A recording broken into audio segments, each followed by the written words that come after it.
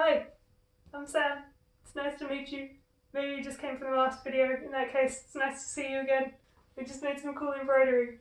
I'd love to do something with it with you. First though, I'd like to acknowledge the traditional owners of the land which I live and work on, the Wurundjeri, Maribyrnong and Barong peoples of the Kulin Nation. I want to pay my respects to the elders, past, present and emerging, and to acknowledge that this land was never ceded. I'm going to wash my hands and then we can get stuck in. Just a content warning for anyone who finds hand washing a bit triggering right now. Skip ahead about 5 seconds.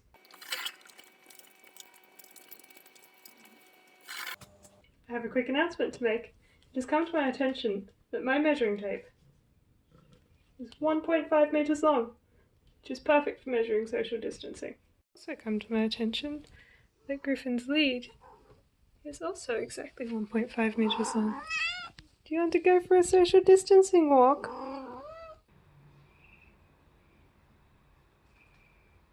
Cool. We've actually already done the embroidery in the last video. This video is basically for if you have something like an embroidery or a painting or something on a piece of fabric and you want to make that fabric into a fabric hanging. Let's do that. So the first step is just to iron it. Yep, just making sure that you keep the iron moving, because if you keep it in one spot too long, you're more likely to burn the fabric. And if it is your first time using an iron, it can be worth getting somebody to show you, or just like watch as you do it to check your technique. The first time I used an iron, I burned the absolute mercy out of the thing that I was ironing, so it's definitely worth like having an extra pair of eyes if you've got some. Cool, let's sew it up.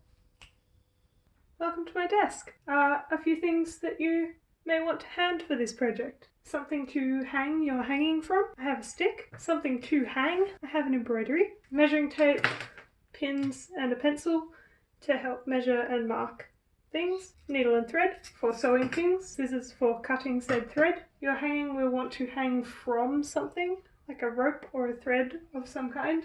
I have some crochet yarn, but you can use whatever you have to hand. And I want to make some tassels, and I'm going to do that with some embroidery thread. Optional extra, a sewing machine. It is not necessary, but if you feel comfortable or you want to learn how to use a sewing machine, it can make the process slightly quicker.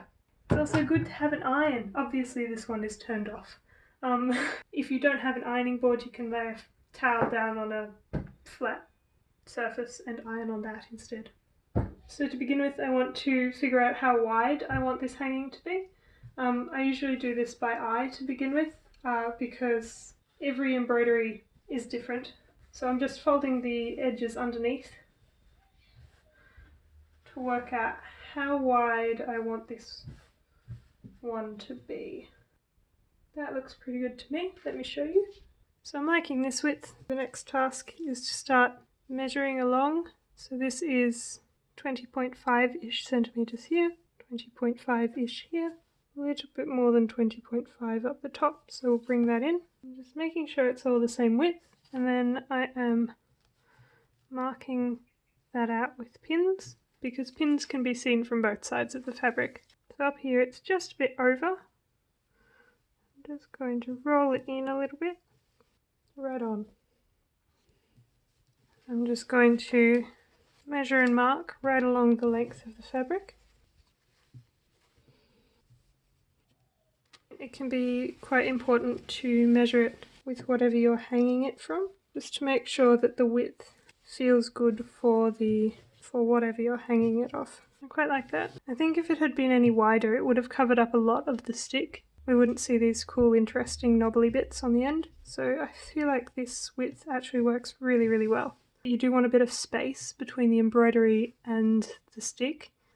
Just give that a bit of space to breathe as well. It's all about your taste and what you like the most, so do whatever you like with it.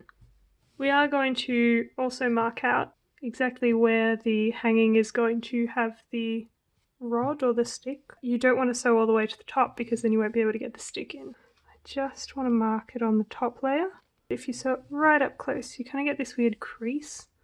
But if you sew it a little bit further down, you get a very even shape. I'm just going to mark it these same places on the back. You can feel the pin on this side. I'm just going to match up the pin on this side, just being careful to grab only one layer. Same again over here. Here's the pin on this side. I've got my finger on it so I can feel to where I want to pin on this side.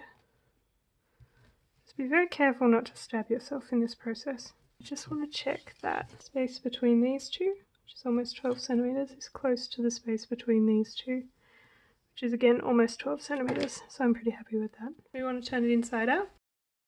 This is why we've got all these pins, because you can see them from both sides. We want to line up these pins that mark where we want to stop sewing.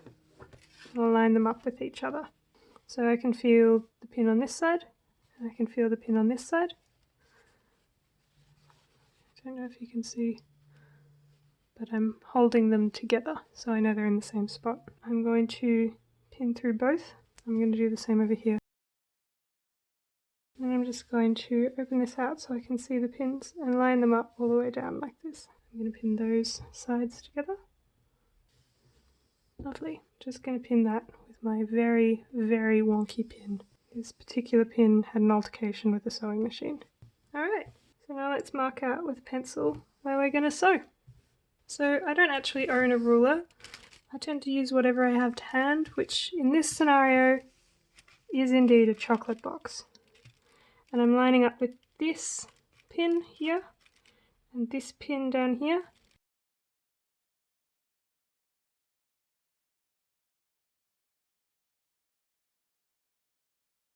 And the next thing we're going to do is sew it. I tried to film the hand sewing part I wanted to show you, but it was really dark, so you couldn't see it very well. And I explained myself very poorly, so instead I'm going to show you what it looks like, and then I'm going to show you how I did it. So it doesn't look super neat, unfortunately, but hopefully it will look neat enough from the inside. I am going to do one side hand sewn, one side machine sewn. We can see if there are any differences. Hopefully my hand sewing is neat enough that there won't be that much difference. There are many ways to hand sew a seam. I'm going to show you a couple of my favourite ways. The first thing I guess to note is not to grab too much thread.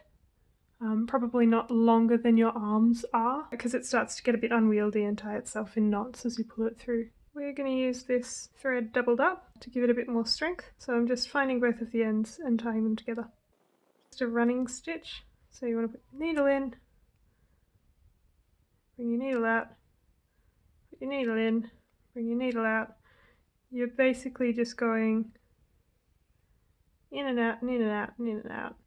There's nothing wrong with a good simple seam. It's pretty strong. It's like this when you open it out.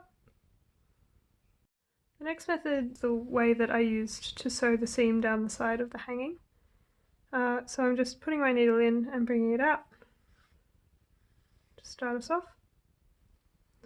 And then instead of going forward and just going in and out and in and out, I'm going to go back about half a stitch. And then come out just on the other side of where the thread's coming through.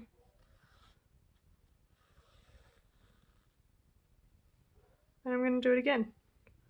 So I'm going to go back half a stitch, come out just on the other side of where the thread's coming through.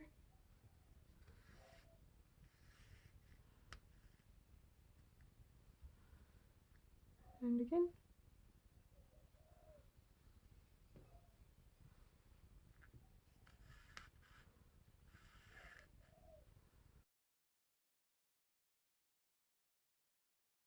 So you're kind of doubling back on yourself the whole way down.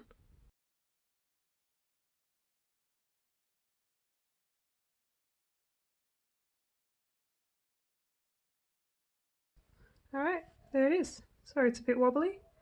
So you can see there's one continuous row of stitches along the top, and almost a double row along the bottom where they've all overlapped and looped both back over themselves.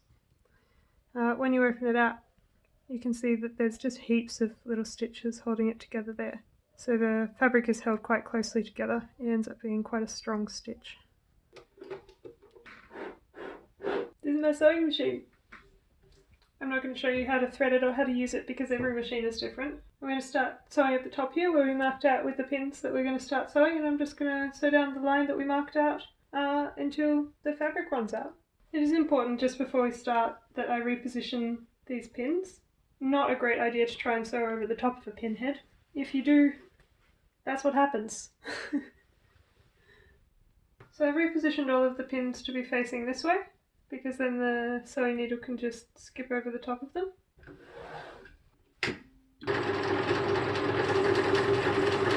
So I'm not pushing the fabric through, I'm just guiding it to make sure that our line stays in the right spot. Cool. As a side note, keep your fingers away from the needle. I have sewn through my finger with a sewing machine before and it really hurts, and it could have been much worse. So pay attention to where your fingers are. Pro tip. So I'm just going to go ahead and take all of these pins out because we don't need them anymore. I'm excited to turn it out and see what we've got. Before we turn it back inside out, let's just trim up the seam allowances. So I'm just going to cut it along the bottom here. I'm going to leave still a bit of seam here, but not this much. I think I'll leave about that much seam. But when I'm getting up near the top, I actually do want more seam allowance up here. So right near the top, I'm just going to take a bit of an angle, cut out here, and leave that much seam allowance. The reason I want some more seam allowance at the top is because we're not actually going to sew the top, we're just going to fold it, and it'll just sit on a nice folded edge with this raw edge on the inside.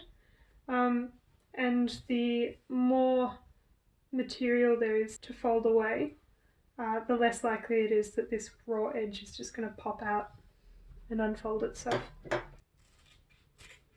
Starting to look like something. Alright. Let's turn it inside out. Well, let's turn it right side out.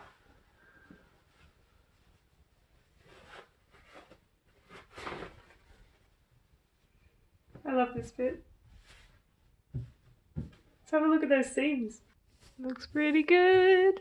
This is one seam. This is the other seam. I'm very proud to note that they don't look that much different. I actually just have to double check which is which. Here's the machine sewn seam. Here's the hand sewn seam. Both equally flat. Both look good. So yeah, you can do it by hand. It is quicker by machine. Both are going to be fine. The inside seam is actually just in there, hanging out. But it's far enough in that it's not going to slide out. I'm so excited about this. So obviously because the stick is wonky and our hanging is straight, it's going to look a little lumpy at the top. If you had like a dowel, I'll show you actually, that the hanging would hang very straight. But I kind of really like a rod with a bit of character. The camera for a minute so we can fit this all in frame. The next thing we want to figure out is where we want this hanging to end. I just want to start this off by doing it by eye. I'm pretty happy with this. I'm going to mark this off. I just want to catch one layer, but you don't need all of this. So I'm going to leave about this much. So just going to start at the front.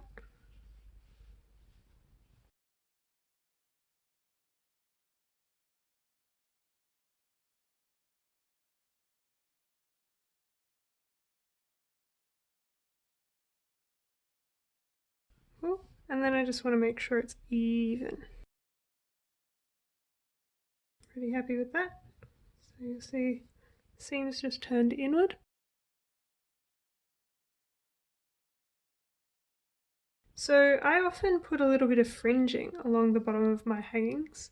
Because you're probably going to attach the fringing along the bottom here, you can just run a straight seam across the bottom because it'll be hidden by where you attach the fringing. But it looks so lovely without any seams on it. I think I might do an invisible seam. The idea is just to stitch along the insides. I'm going to hide where I put my knot. I'm going to put the needle in here and then bring the needle out right up close to the edge of the seam. Pick up just the inside layer on that side. So it's not showing through here, but I'm picking it up here. And then I want to do that same thing but on the other side. So I just want to pick up one layer.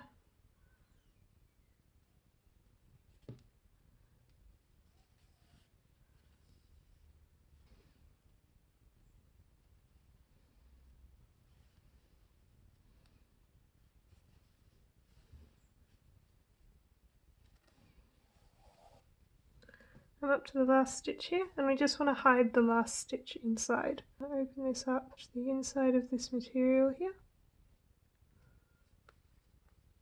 just like we've been doing all along, so we just aren't catching either of the outside edges. And I want to pull it through, but not all the way through. I want to leave this loop. And then I want to pass the needle through the loop, but I'm holding on to the next loop to pull that first one tight. I'm just going to do that once more. So passing the needle through, but I'm holding on to the next loop to pull that tight. So now I've just got a bit of thread coming out of what looks like nowhere, which is pretty cool. But to get rid of that, I'm just going to stick the needle through to somewhere else in the piece, somewhere inconspicuous, like another seam. Pull it through. So I'm just going to cut this bit of thread here. That looks good. We are almost done. Well, sort of. We've got a few more tasks to do. So one of the things we want to do is make a rope to go up here. I just want to iron it flat, and then I want to make some cute little tassels to hang on the bottom. Just taking this out because we're going to iron it soon, but I want to show you how I work out how long I want this rope to be. And the answer is I just eyeball it. So it's about that length. I'm going to take this bit of yarn and measure it. So I want approximately 80 to 81 centimeters. I know for this particular rope, when you plait it, it shortens it because you're kind of like knotting it up. To make 80 centimeters of plaited rope out of this particular yarn, I'm going to need 88 to 90 centimeters this yarn to start with. When you're plaiting something, it really does help if you can secure it to something. You can always leave a little bit more yarn at the top here and just tie it to something. We're going to iron it. You just want to be careful to iron all of this bit, but not the top bit, because you don't want to put a crease on that. We've plaited this thing, we've ironed this. Let's put it all together. I'm going to divide it in half so that I can find the midpoint, and I want to make sure that that stays about there. That looks pretty good to me. I've wrapped it around, leaving this loose. Tuck this through once, wind it around, tuck it through again, and then pull the whole thing tight. It's got this cute little taggy bit. You can tuck this tag in. I usually put a little bit of fringing along the bottom. I'd probably put like a black fringing along this one. I think that would look really cool. In terms of the seams, you just can't really tell the difference between the one that was machine done, the one that was hand stitched, now that they're pressed, so that's pretty cool. You're welcome to call it a day there, but I'm going to make some tassels. So tassels are delightfully easy to make. I want to make some short tassels. I'm just going to start by wrapping this string around my fingers. The more times you wrap it around, the thicker your tassel is going to be. I have wrapped this string around my fingers 13 times. I'm only noting that because I want to make a few tassels that are the same size. Just cut a little length of embroidery thread. I'm going to pass it through and pull it to the top. I'm just going to tie it in a knot.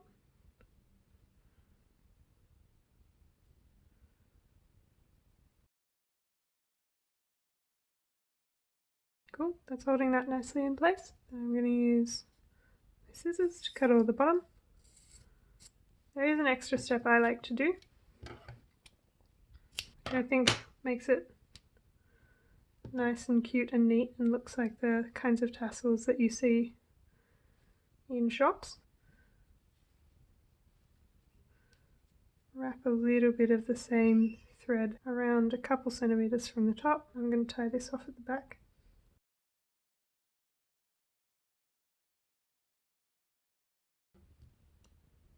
Cool.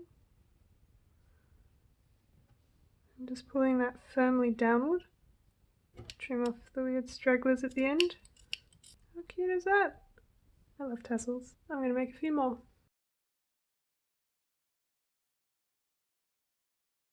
They're so cute! Just started marking out where I want them to go. I think black will go in the middle because there's only one of those. So the way that I'm going to attach these is with an embroidery needle. Just going to snip that so I've got a nice even end. I want them to look like they're coming out of the bottom, so I'm going to go in between the seam here, and I want to tie them off at the back. Just deciding whether I want them to have a little bit of hang or whether I want them to sit right up against it, against the fabric. For the length of this piece, it'll look cool if they've got a bit of a hang. Now I'm just going to tie it off at the back. I've just tied a little knot. Just going to put my needle back through the fabric so I don't have kind of like a daggy end bit. And then if I pull this a little bit, kind of scrunch up the fabric a bit and cut it close to the fabric, it's just going to disappear back into the fabric when I cut it. I'm going to do that 4 more times. I'm so excited about this. Hope you're feeling excited and inspired to have a go at this yourself.